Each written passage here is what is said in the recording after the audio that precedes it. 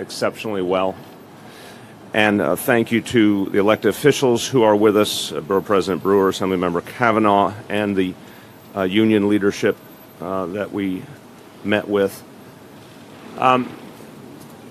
Chancellor and I spent time with the school leadership,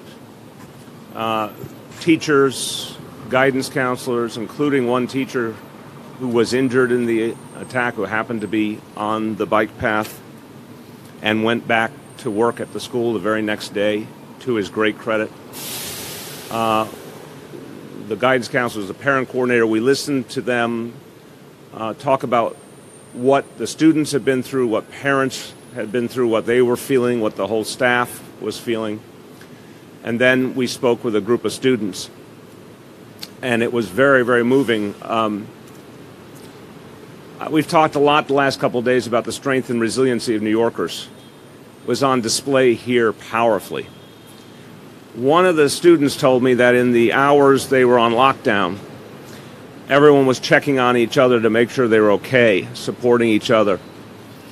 The students of all backgrounds, every nationality, every faith, standing up for each other, making sure that everyone knew they would get through it. And the students I met with said they had great faith that the adults in the building, all the folks who were there to protect them, were doing that.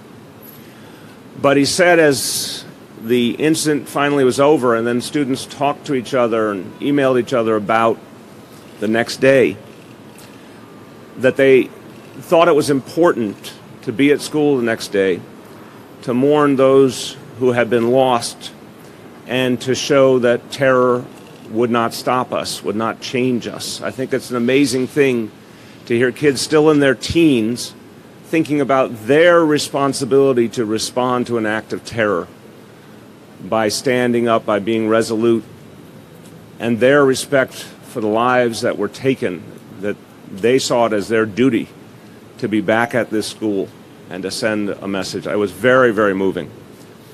And I want to express my appreciation to the whole team at Stuyvesant and the other schools affected. They did things exactly right. We obviously drill for these kind of occasions. We wish we didn't have to, but we understand the world we're living in. And what I heard from the school team was the moment they got the alert, they went into action, they used their training, and they did everything they knew to get kids to safety, to lock down the building, to keep them safe, and to support each other. Obviously a very, very difficult experience for everyone involved, including some who saw the incident unfold. But the message that came through loud and clear here is that everyone had each other's backs. And they knew they had to be there for each other. And no one expressed to us a sense of fear or insecurity. They simply were resolute. And it was very, very admirable. It doesn't mean people aren't feeling things, doesn't mean it wasn't a painful experience. But the solidarity you saw in that building was absolutely amazing. So I just want to commend everyone at the Department of Education, everyone at school safety, but also these teachers and students, just for the way they handled the situation humanly, the way they backed each other up. Something New Yorkers should be proud of. Just a few words in Spanish before I turn to the Chancellor. Estamos en la secundaria Stuyvesant, muy cerca del lugar donde ocurrió el ataque terrorista del martes.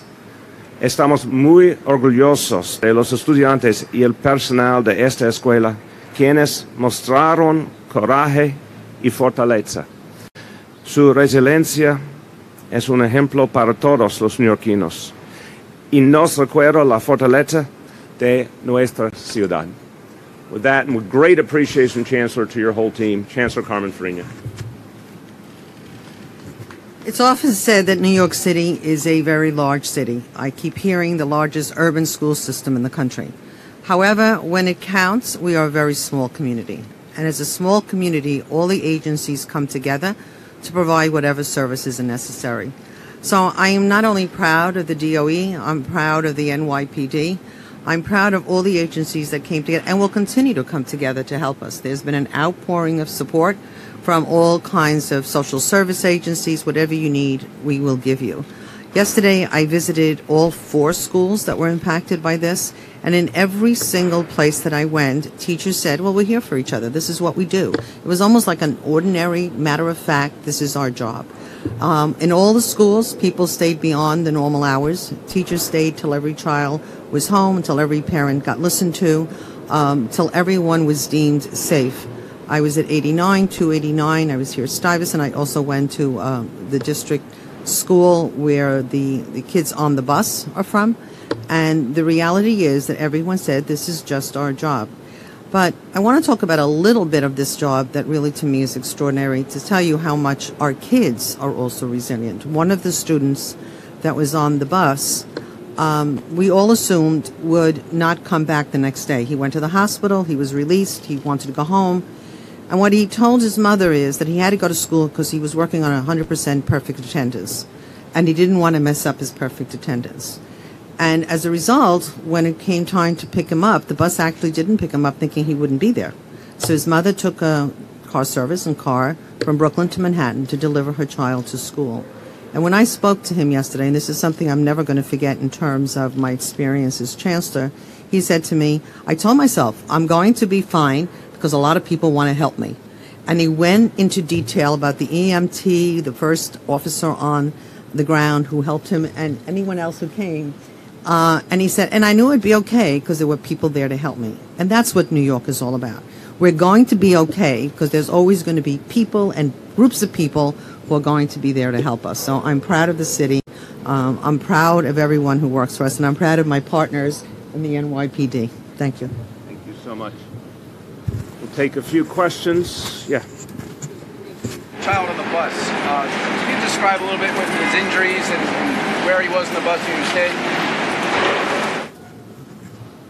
Okay. The student who went to school yesterday obviously is okay physically. One of the other children went through surgery yesterday and appears to be on the mend. The bus driver is home, and the matron had another surgery yesterday, but we anticipate she will be fine. Those were the 4 people on the school bus. I'll get back to you later on that. How old is the child? 16. 16. Yeah. What? Okay. We'll get you all that. Minor injuries obviously made it to school. See if there's a few more.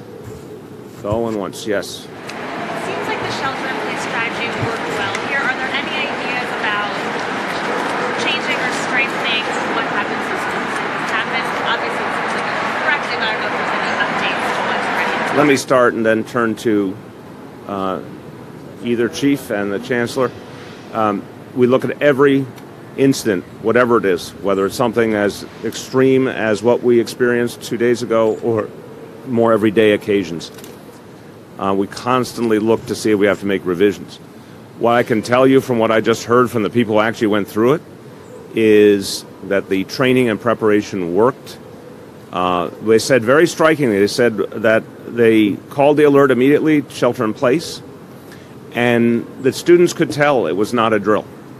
And that they, very powerful what some of the school leadership said, that no one stopped and questioned. They immediately went, they said that, lockers were left open, whatever they were holding, they just left behind. They just went and got to safety. And so that says to me something very powerful, that the preparation was strong and that it has filtered down all the way to the students.